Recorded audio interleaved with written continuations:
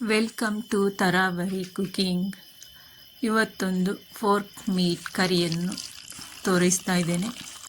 ನಾನು 1 kg ಆಗುವಷ್ಟು fork ಮೀಟನ್ನು ತಗೊಂಡಿದ್ದೇನೆ.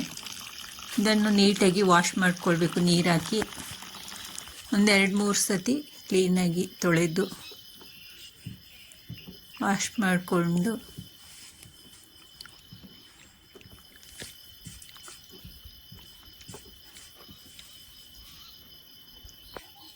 ನೀರು ಚೆಲ್ಲಿ ಒಂದು ಬಾಂಡೆಗೆ ಹಾಕಿ ನೀಟಾಗಿ ಬೇಯಿಸ್ಕೊಳ್ಬೇಕು.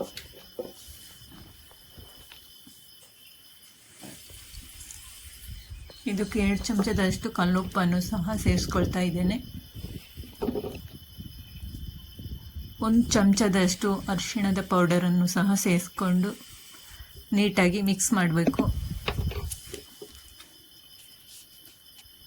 ಮಿಕ್ಸ್ ಮಾಡಿ ಒಂದು 5 ನಿಮಿಷ ಇಡಬೇಕು.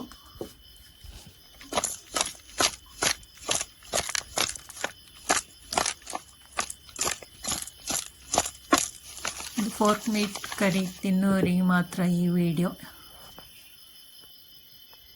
ಈ ಥರ ಒಮ್ಮೆ ನೀವು ಟ್ರೈ ಮಾಡಿ ನೋಡಿ, ಚೆನ್ನಾಗಿ ಟೇಸ್ಟಿಯಾಗಿ ಬರುತ್ತೆ.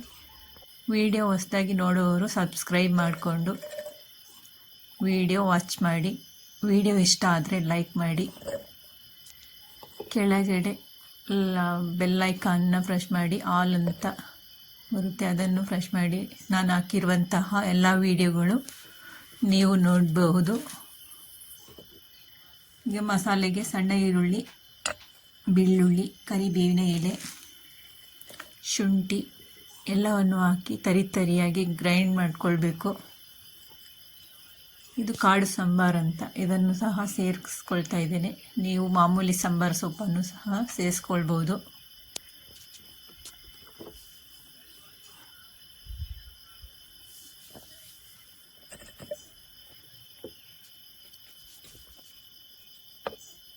ಇದನ್ನು ಇವಾಗ ತರಿಯಾಗಿ ಗ್ರೈಂಡ್ ಮಾಡಬೇಕು. ಇಲ್ಲಾಂದರೆ ಜಜ್ಜಿ ಪುಡಿ ಜಜ್ಜಿ ಹಾಕ್ಬೋದು.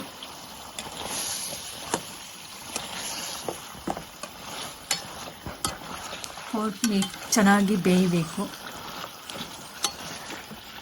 ನೀರೇನು ಹಾಕಲಿಲ್ಲ, ಅದರದ್ದು ನೀರಿನ ಅಂಶ ಬಿಟ್ಟಿದೆ ನೋಡಿ.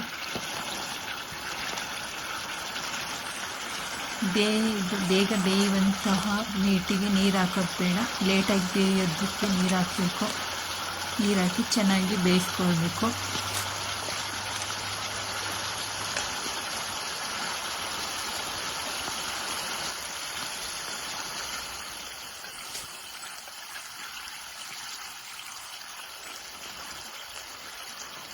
ಈ ರೀತಿ ನೀವು ಒಮ್ಮೆ ಟ್ರೈ ಮಾಡಿ ಮನೆಯಲ್ಲಿ. ಇದು ಅಕ್ಕಿ ರೊಟ್ಟಿ ಜೊತೆ, ಕಡಬಿನ ಜೊತೆ ಚೆನ್ನಾಗಿರುತ್ತೆ. ಕೂರ್ಗ್ ಸ್ಟೈಲ್ ಪೋರ್ಕ್ ಕರಿ.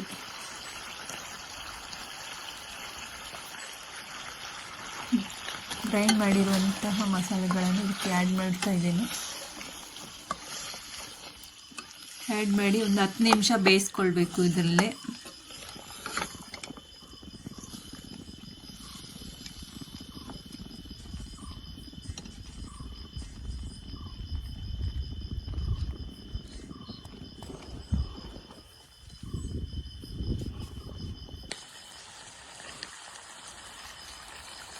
ಚಿಕ್ಕ ಲೋಟದಲ್ಲಿ 1 ಲೋಟ ನೀರನ್ನು ಸಹ ಸೇರಿಸ್ಕೊಳ್ತಾ ಇದ್ದೇನೆ. ಡ್ರೈ ಫೋರ್ಕ್ ಕರಿ ಮಾಡೋದಲ್ಲ, ಸ್ವಲ್ಪ ಗ್ರೇವಿ ಥರನೂ ಇರುತ್ತೆ.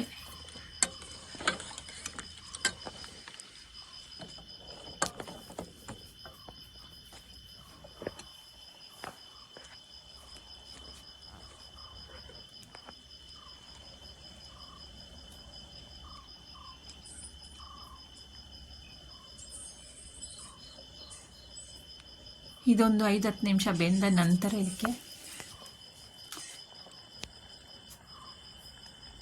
ಚಿಲ್ಲಿ ಪೌಡರ್, ಬ್ಲ್ಯಾಕ್ ಚಿಲ್ಲಿ ಪೌಡರನ್ನು ಸಹ ಸೇರಿಸ್ಕೊಳ್ತಾ ಇದ್ದೇನೆ. 2 ಸ್ಪೂನಷ್ಟು ಸೇರಿಸಿದರೆ ಸಾಕು. ನಾವು ಹಸಿಮೆಣಸಿನ್ಕಾಯಿ ಹಾಕಿದ್ದೀವಿ, ಸಣ್ಣ ಹಸಿಮೆಣಸಿನ್ಕಾಯಿ ಹಾಕಿದ್ದೀವಿ. ನೀವು ದೊಡ್ಡ ಮಾಮೂಲಿ ಹಸಿಮೆಣಸಿನ್ಕಾಯಿಯನ್ನು ಸಹ ಸೇರಿಸ್ಕೊಳ್ಬೋದು. ಇದಕ್ಕೆ 4 ಚಮಚದಷ್ಟು ಪೋರ್ಕ್ ಮಸಾಲವನ್ನು ಸಹ ಸೇರಿಸ್ಕೊಳ್ತಾ ಇದ್ದೇನೆ. ಇದು ಮನೆಯಲ್ಲಿ ಮಾಡಿರುವಂತಹ ಪೋರ್ಕ್ ಮಸಾಲ.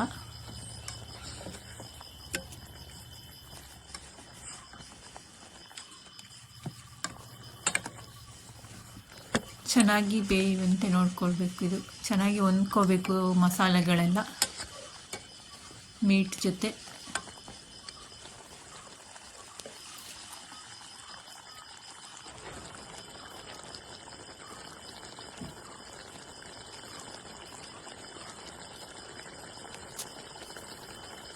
ಅಕ್ಕಿ ರೊಟ್ಟಿ ಜೊತೆ, ನಮ್ಮ ಕೊಡಗಿನ ಅಕ್ಕಿ ರೊಟ್ಟಿ ಜೊತೆ, ಕಡುಬಿನ ಜೊತೆ, ಬಿಸಿ ಅನ್ನಕ್ಕೂ ತುಂಬ ಒಳ್ಳೆಯ ಕಾಂಬಿನೇಷನ್ ಆಗಿರುತ್ತೆ.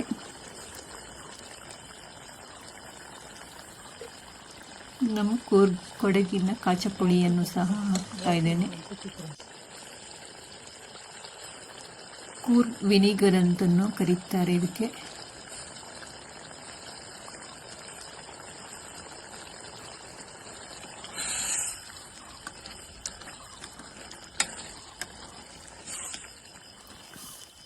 ಸ್ವಲ್ಪ ಹುಳಿ ಇನ್ನೂ ಜಾಸ್ತಿ ಇರಬೇಕು, ಆಗ ಟೇಸ್ಟಿಯಾಗಿರುತ್ತೆ.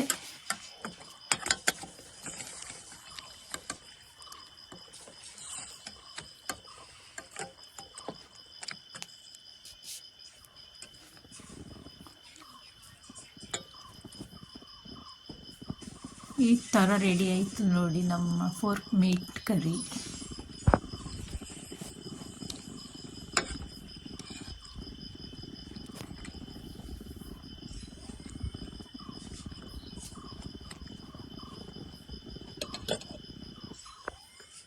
ಫೈನಲಿ ಈ ಥರ ರೆಡಿ ಆಯಿತು ನೋಡಿ ಫೋರ್ಕ್ ಮೀಟ್.